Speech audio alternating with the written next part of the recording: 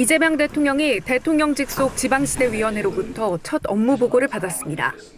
수도권 중심 일극체제 타파를 강조해온 이 대통령은 균형 발전은 지속 성장을 위한 국가적 생존 전략이 됐다고 강조했습니다.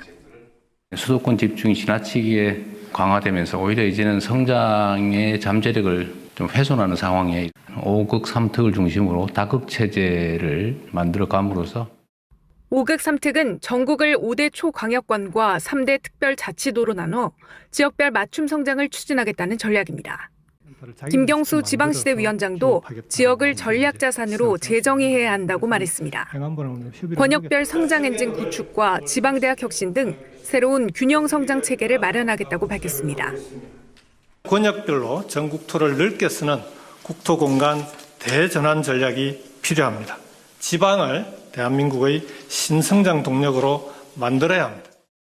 이에 이 대통령은 정부의 재정 배분뿐 아니라 정책 결정 시에도 수도권에서 멀어질수록 인센티브를 주겠다고 말했습니다. 최근 대전과 충남 통합에 긍정적 입장을 밝힌 데 이어 행정 통합 추진에 효율적인 의사결정을 해달라고 주문했습니다. 마지막에 정치적 이해관계 때문에 발목이 잡히는 경우가 많은 것 같아요. 길게 보고. 이 대통령은 오는 11일 기획재정부를 시작으로 부산, 세종 등을 순회하며 부처별 업무 보고를 받습니다. 외교안보 등 민감한 현안을 제외하고는 생중계될 예정입니다. KBS 뉴스 손서영입니다. 취임 초부터 국가 균형 발전 정책에 강한 의지를 보여온 이재명 대통령. 이 대통령은 최근 중앙지방협력회의에서 균형 발전 특별 예산 가운데 지역 자율 개정 예산을 지난해보다 크게 늘렸다고 말했습니다. 지특회계의 지역 자율 개정 예산 규모를 3.8조 원 정도였는데 이번에는 10.6조 원으로 거의 3배 가까이 늘렸습니다. 대통령이 콕 짚어 언급한 지역 자율 개정 예산에 주목할 필요가 있습니다. 균형발전 특별회계는 지역 자율과 지역 지원, 제주, 세종 등 모두 3개 계정으로 구성되는데 그동안 지방정부가 비교적 자유롭게 쓸 수 있는 지역 자율 예산 비중은 점점 줄고 중앙정부가 통제하는 지역 지원 예산의 비중은 갈수록 늘어났습니다. 대통령의 의중은 점점 줄고 있는 지역 자율 예산 규모를 원상복구하고 지방정부의 예산 집행 권한을 강화하겠다는 뜻으로 읽힙니다. 지역마다 자율적인 균형 발전 정책을 펼 수 있는 환경을 보장해 준 겁니다. 지역 자율 개정이라는 거는 지자체가 그 광역 지자체라든지 기초 지자체가 자기들 사업을 할 수 있는 자금이에요. 정책 취지에 맞도록 수도권 배정 예산을 줄이고 전체 예산 규모도 대폭 늘리는 등 대대적인 손질이 필요하다는 지적도 나옵니다.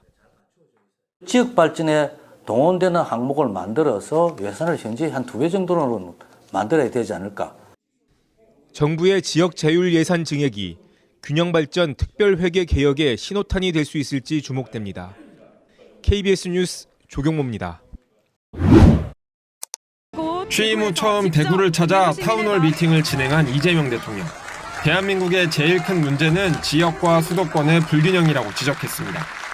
대통령실은 서울 용산에 있으니까 제가 매일 겪는 바인데 사람이 많아가지고 집이 부족해가지고 난리가 나고 지방으로 가면 사람이 없어가지고 수도권 부동산 가격이 급등하는 이유도 지역 균형 발전이 안 돼서라고 진단하며 이대로 두면 문제는 더 악화될 것이라고 말했습니다. 전 세계에서 아마 수도권의 집값이 이 소득 대비 가장 높은 편에 속하는데 문제가 시정이 안 되면 일본처럼 언젠가는 잃어버린 30년이.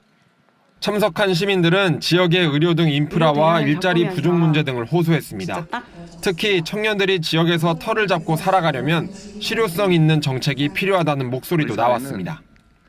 대구는 살기 참 좋은데 살아남기 어렵네 이런 말이 있습니다. 머물며 살며 일하고 살아갈 수 있는 생활적인 실질적인 제도가 필요합니다. 어느 지역은 너무 많아서 문제고 어느 지역은 부족해서 문제고.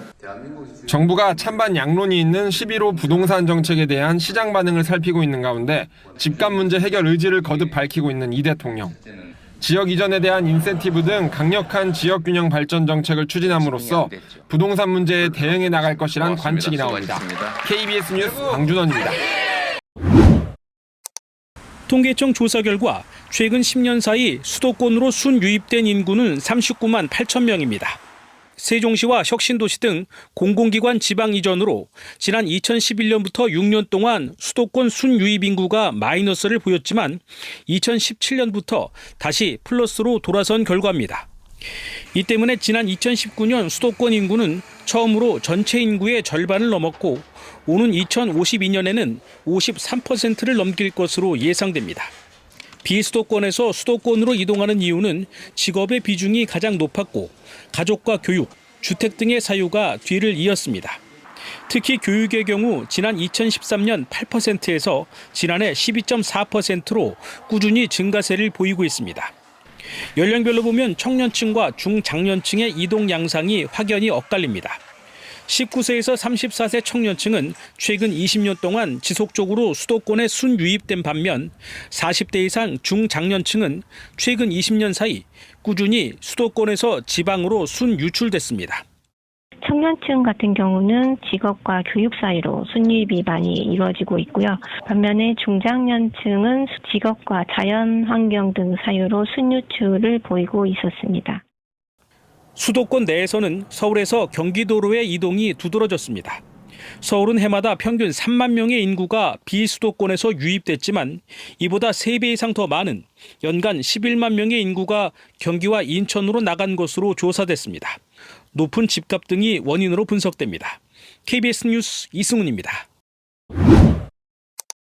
내년 7월 입주 예정인 강원도의 아파트 단지. 한때 분양시장에서 바다조망 아파트로 화제가 됐지만 여전히 미분양 세대가 남아 있습니다.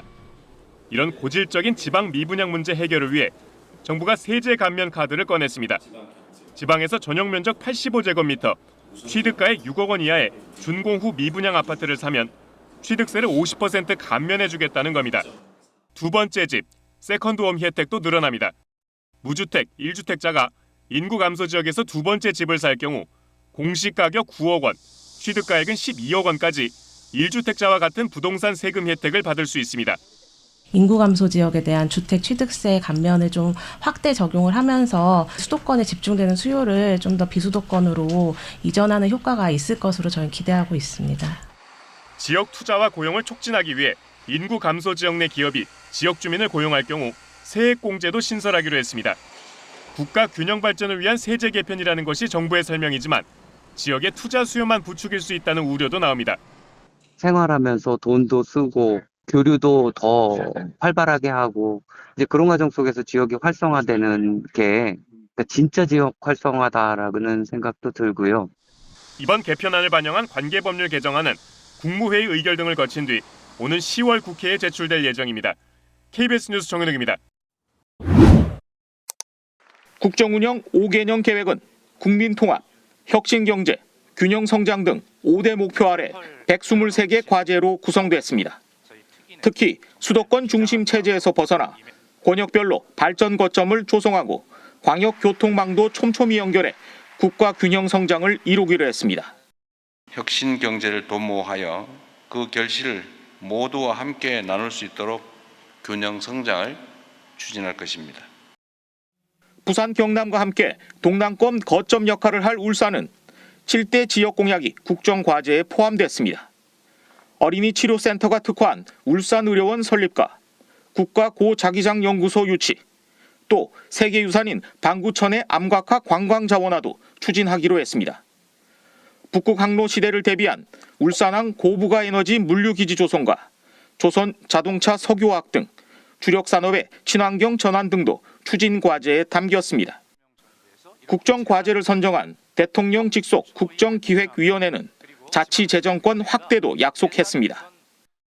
이번 국정과제가 울산의 미래 지도를 그리는 중요한 출발점이 되길 기대합니다.